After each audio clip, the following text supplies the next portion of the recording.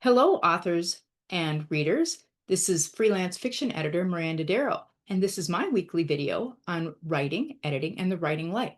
This week, we're talking about science fiction, and this whole month, we're talking about science fiction. And this week, we are focusing on writing robots and android characters, crafting characters that feel real in high-tech fiction. All month, we've been talking about sci-fi, and last week we had a list of videos that had some of my recommendations for books featuring robots, androids, and cyborgs. Robots, androids, cyborgs, and AI, artificial intelligence, are staples of science fiction that invite us to explore what it means to be human, what makes a person, and where the boundaries between tool and individual blur. When you write these characters with care, you can create stories that resonate emotionally while sparking deep questions. First, let's talk about the difference with some definitions, as there is some overlap. A robot is a machine designed to perform a task, typically without necessarily having a human appearance. Think of this as like assembly line arms and Roombas. Those are all robots. Androids are robots designed to look and sometimes act human, like Data in Star Trek or the hosts in Westworld. Cyborgs are either a human with mechanical components, like Robocop, or they could conversely be a robot with human components, like the Terminator, which was a robot with human skin. I'm talking about the Arnold Schwarzenegger one and not the Terminator 2 Robert Patrick version, because that was liquid metal, so then that's an android. And artificial intelligence, or AI, is the brain behind the operation. AI could live in a robot's brain, in software, in a smart city system, in a smart house. AI does not necessarily need a body at all. One example is HAL 9000 from the movie 2001 Space Odyssey, who told astronaut Dave, "I'm sorry, Dave, you can't do that." An AI can transfer from one location to another or upload to multiple locations. This set of definitions sound like it would make a cool Venn diagram. Oh, look, I made one. And so androids are a subset of robots that are human, but have no actual human components. Cyborgs have components that are both robot and human. These categories can have AI. Androids and cyborgs and robots can all have AI. I left a part on here that my husband argued with me about whether a human could have AI but not be a cyborg. And I said, well, what if it's not implanted? What if it's just like transmitted or something? And said, into the realm of science fiction, I think that's a possibility. And then AI is also hanging out here below, that's not in either a robot or a human form, that's just in a system somewhere. So if you're interested in this, I am happy to send you my fabulous Venn diagram. If you want to discuss with me whether I'm missing a category or there's some overlap that should be or shouldn't be, I'm open to it. I just made that up because I like Venn diagrams. So for the concept of an AI, a cyborg that doesn't have AI, I keep thinking of maybe Rosie, the housekeeping robot from the Jetsons, if it was just completely programmed. But then I thought about some of her very sassy remarks, and then I thought, maybe it's more just completely pre-programmed, like Teddy Ruxpin, the teddy bear that just spouted out the same stuff and didn't use any intelligence, or that sad teddy bear from the episode of Black Mirror. Anyway, let's move on. No discussion of robotics in literature is complete without covering Isaac Asimov's Three Laws of Robotics. These are classic.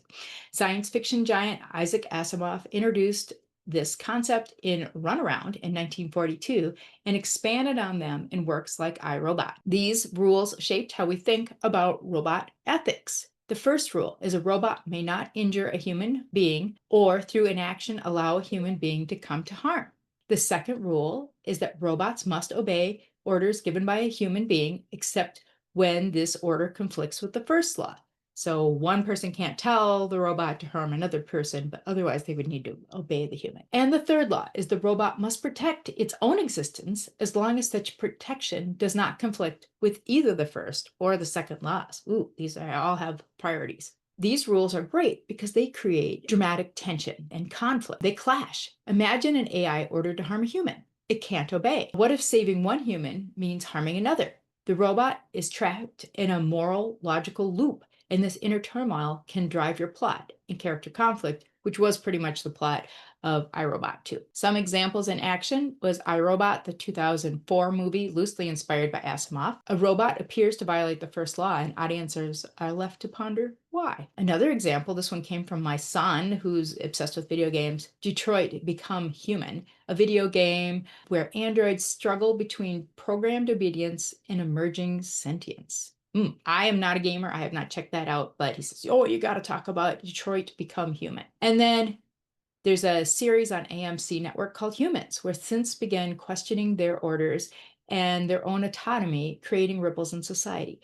All of these have a theme that is based in the three rules of robotics that we can go all the way back to Asimov. So if anybody says, oh, there's no fresh ideas, you can still make things fresh just by introducing a new angle and a new way to look at that conflict. What are some writing tips for writing robot and android characters? First, let's build in your moral conflict. Let your AI wrestle with conflicting commands, like protecting a human at the cost of another, or imagine that it realizes the rules themselves are flawed.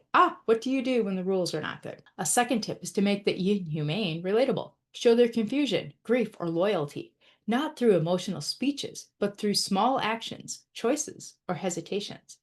For this, I like to think of Murderbot from Martha Wells, who wants to binge watch shows rather than talk to people, which is very relatable. Number 3, don't rely only on evil AI tropes. Instead of the robot uprising cliche, what about AI who are trying desperately to help humans, only to be misunderstood or exploited? Oh, that's got a lot more sympathy and connection with the audience, I think. I mean, there's still a role for evil AI, especially in today's world. Okay, number 4, use relationships. Pair your characters with human characters who challenge or change them. This reveals layers and sparks of character growth. All right, let's talk about some tips for world building with robot and related characters. How does society treat the robots? Are they workers, friends, or threats? Who profits from these robots and who suffers? What safeguards exist or fail? Are Asimov-like rules in place? And are they enforced or are they just lip service? How visible is this technology? Is it ubiquitous smart tech that's everywhere, or is it rare and costly? For a list of books that include robot, android, cyborg, and AI characters, check out my video from last week, where I have a listing of 11 recent titles, all featuring these characters. For TV and film, some recent examples include Westworld, which was on HBO, in which the hosts wake to their own exploitation. Blade Runner, both the old one and the new one, replicants searching for meaning. And one of my recent favorites, The Creator, which came out in 2023, AI is fighting for survival against human fears. I saw that one in our local theater. It was the last day it was showing. It was in the smallest of the 3 rooms in the theater. It only has like 8 seats. And my family took up half of them, and it was worth it. There's also a Netflix series called Altered Carbon, which features a prominent AI character named Poe, who is designed in the image of Edgar Allan Poe. And Poe runs a hotel called the Raven Hotel. This AI is not just a background element. It plays a significant role in the plot and even develops a unique relationship with the series' main character, Takashi Kovacs. I can say after watching Altered Carbon that Poe steals the show, so AI characters can and do win over viewers and readers' hearts. What are some tropes and how to refresh them? One trope is the loyal servant robot. What if loyalty means breaking its own programming for a higher moral purpose? What if the android finds pride in being a machine and not a human? It doesn't want to be a person, it wants to be a machine. And what if there's a robot uprising? What if the uprising is a peaceful negotiation for rights that the humans escalate? Here are some final tips. Start with your character. What does your AI or robot want and why? So this is like, they should have goal, motivation, and conflict just like other characters. Let Asimov's rules or your own set generate moral dilemmas.